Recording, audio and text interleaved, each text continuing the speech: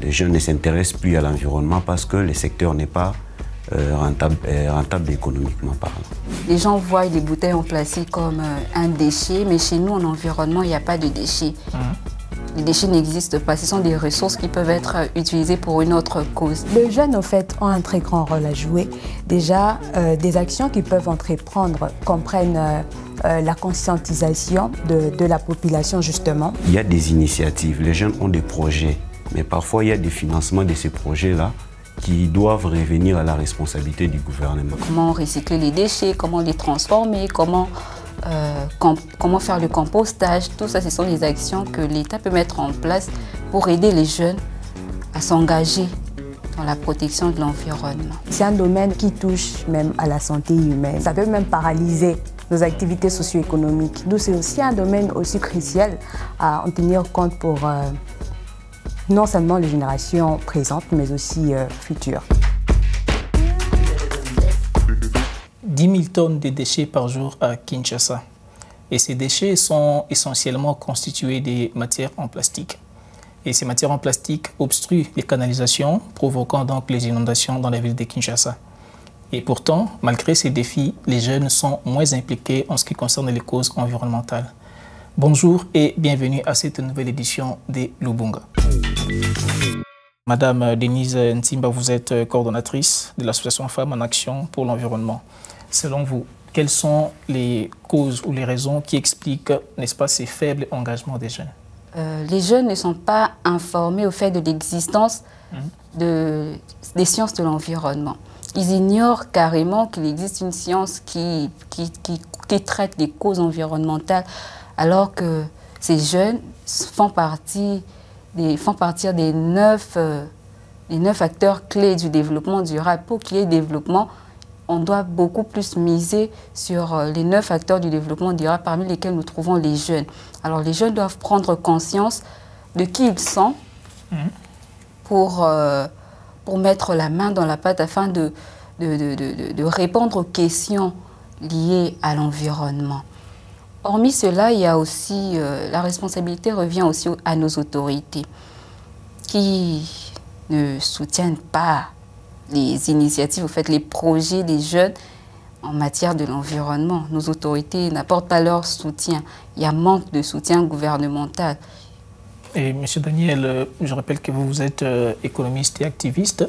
Et vous pensez que voilà, s'il y a ces faibles engagements, c'est aussi parce que les jeunes ont d'autres défis, notamment la faim, les chômages et autres. Est-ce que cela justifie le fait de ne pas s'engager pour les causes environnementales? Merci, M. Eric, pour la parole.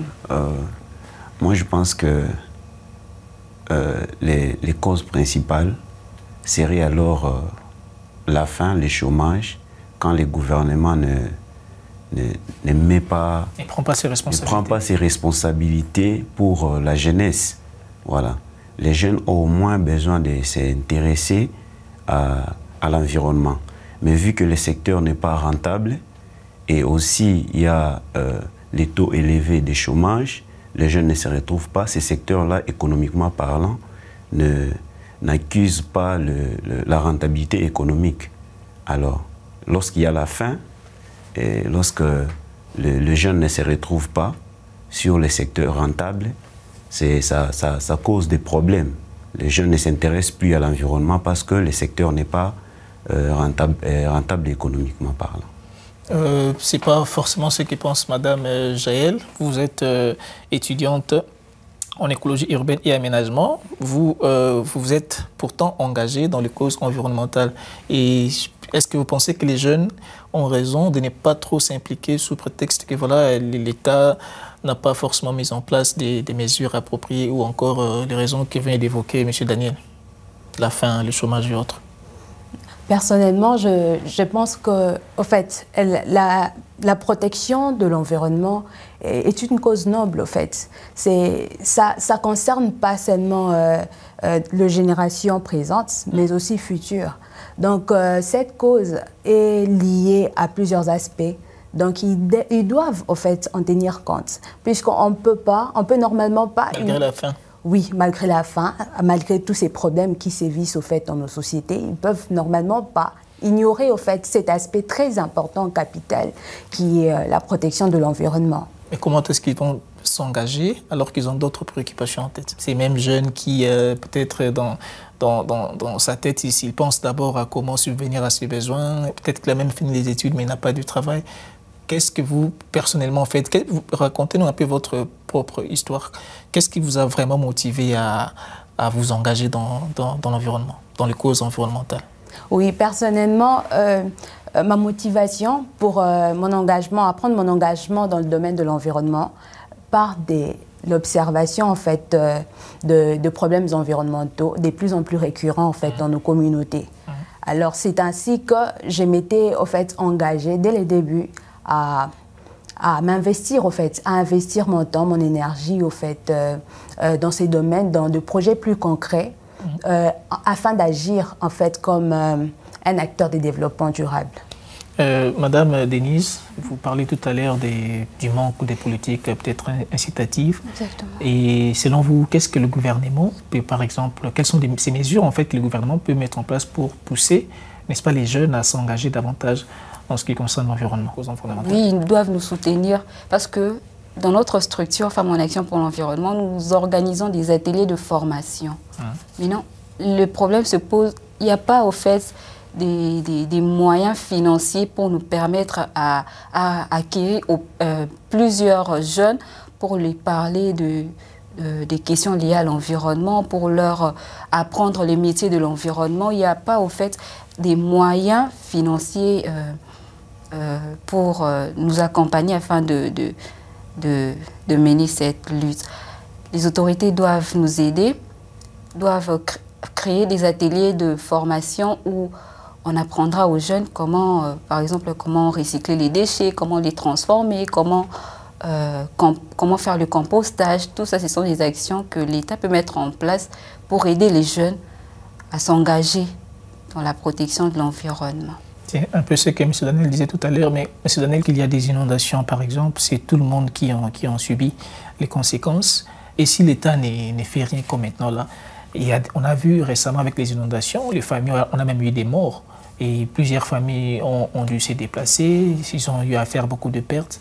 Mais est-ce qu'il faut, c'est vraiment une belle approche, attendre que le gouvernement fasse forcément le premier pas pour que les jeunes s'engagent vraiment? Bon, certainement, il y a des jeunes qui ont des projets, qui manquent parfois des financements. Et il y a parfois aussi d'autres financements qui doivent passer par le gouvernement.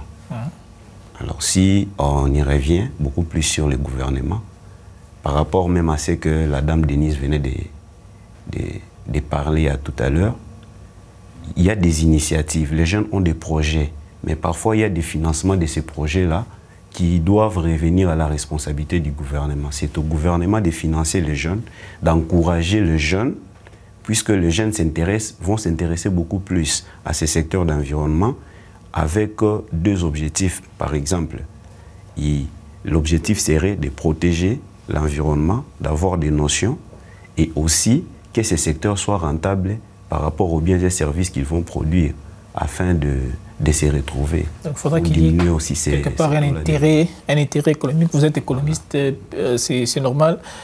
Madame Jaël, comment les jeunes peuvent s'intéresser ou encore s'engager dans la gestion des déchets? Eh bien, merci. Au fait, le jeune, au fait, a un très grand rôle à jouer. Déjà, des actions qu'ils peuvent entreprendre comprennent la conscientisation de la population, justement, par des sessions d'information et des formations sur les pratiques éco-responsables. Vous voyez? Donc, ces pratiques comprennent la révalorisation de déchets, comme l'a tantôt dit Madame Denise, par le compostage, les poubelles écologiques, les pavés écologiques. Aujourd'hui, là, on voit plus des ONG tournées vers d'autres causes. C'est rare, en tout cas, de voir les organisations tournées vers les causes environnementales en grand nombre. Souvent, c'est beaucoup plus autre chose. Est-ce que il y a aussi des organisations et comment est-ce que vous travaillez puisque vous avez une organisation qui milite un peu pour la protection environnementale? Oui, monsieur, Il y a des organisations qui militent pour la protection. Suffisamment. Oui, mais sans, malheureusement... Sans les financements. Vous allez revenir encore sur les financements. Mais c'est ça. C'est là où le problème se pose. Un jeune peut porter un projet innovant, mais malheureusement, il est bloqué au niveau du financement. Il ne sait pas où trouver du financement, où trouver de l'aide pour concrétiser ce projet. Mais vous, comment vous faites alors pour votre ONG? Qu'est-ce que vous faites exactement? On se bat par nos propres moyens, par nos propres efforts. Quelles sont les actions en fait, en termes d'actions, les actions en fait que vous menez? Oui. Et pour qui contribuent à la protection de l'environnement? Vous faites quoi? Oui, déjà, nous recyclons les déchets plastiques. Nous les transformons en pavés écologiques. C'est déjà une grande action parce que nous réduisons la quantité des déchets plastiques parce que les déchets plastiques... Que vous vendez? Oui, que nous vendons. Donc, on ne peut pas dire que le secteur environnemental n'est pas si rentable que ça parce qu'on a quelqu'un sur place qui transforme.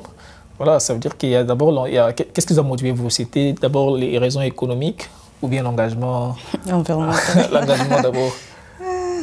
Déjà, c'était d'abord l'engagement environnemental. Je voulais, en fait, parce que quand je sillonnais les rues de Kinshasa et tout, je voyais qu'il y avait des déchets plastiques. Ça me faisait de la peine de voir ça.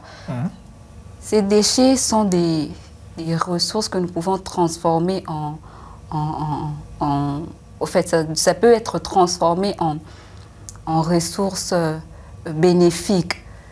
Les gens voient les bouteilles en plastique comme un déchet, mais chez nous, en environnement, il n'y a pas de déchets. Les déchets n'existent pas. Ce sont des ressources qui peuvent être utilisées pour une autre cause. Donc voilà. Et l'économiste doit marcher avec l'environnementaliste parce que sans l'environnement, il n'y aura pas d'économie. On ne va pas parler de l'économie. Mais c'est donné parce que chaque gouverneur qu'on nomme ou qu'on élit à Kinshasa, après un temps, prend la mesure, n'est-ce pas, d'interdire les déchets, notamment de l'eau en sachet et tout. Vous pensez que cela peut causer du tort à ceux qui se battent pour chercher de l'argent? Quelqu'un peut-être s'est débrouillé pour vendre de l'eau, du jus, mais après on l'interdit. Vous pensez que ces mesures doivent être encouragées ou bien il faut bannir ces genres de mesures? Interdire les jeunes par rapport à ces actions-là serait quelque chose un peu de difficile, mais les instruire, à savoir que ce ne sont pas vraiment des déchets comme parlent nos camarades de l'environnement, que cela peut aussi être transformé. Donc, ces déchets-là aussi peuvent se transformer. Et non pas à se soucier de la transformation. Ils font leur commerce. C'est maintenant au gouvernement de voir comment gérer. Voilà. Vous chargez beaucoup plus les jeunes. Maintenant, si vous aviez un conseil à donner aux jeunes, que diriez-vous? Oui, personnellement, en quelques mots, en fait, j'encouragerais le jeune, en dépit des défis socio-économiques, de s'investir pleinement dans le domaine de l'environnement. Puis c'est un domaine, au fait, qui touche même à la santé humaine et tout.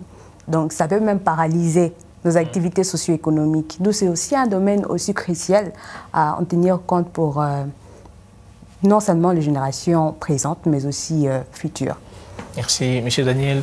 C'est vrai que vous semblez ne pas avoir beaucoup d'intérêt sur le compte environnemental, mais que diriez-vous quand même aussi bien au gouvernement, aux jeunes comme vous peut-être qui ne s'intéressent pas à la protection de l'environnement?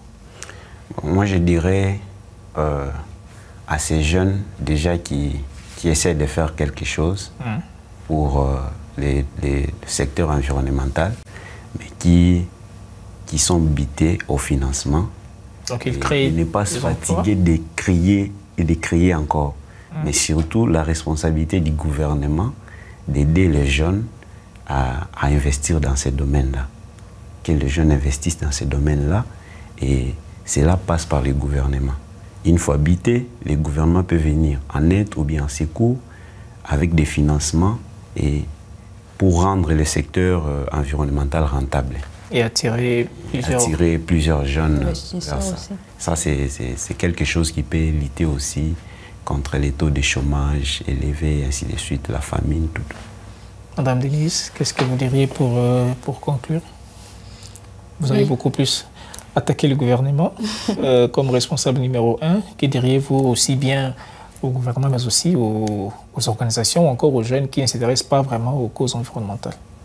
Alors, je m'adresse d'abord aux jeunes qui ne s'intéressent pas aux causes environnementales.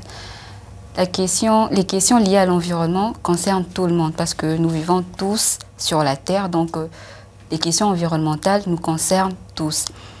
Et pour le gouvernement, comme je venais de le dire, ils doivent mettre les jeunes dans un écosystème favorable qui leur permettra d'exploiter leur potentiel. Parce que les jeunes ils sont peut-être ignorants, mais ils ne sont pas démotivés.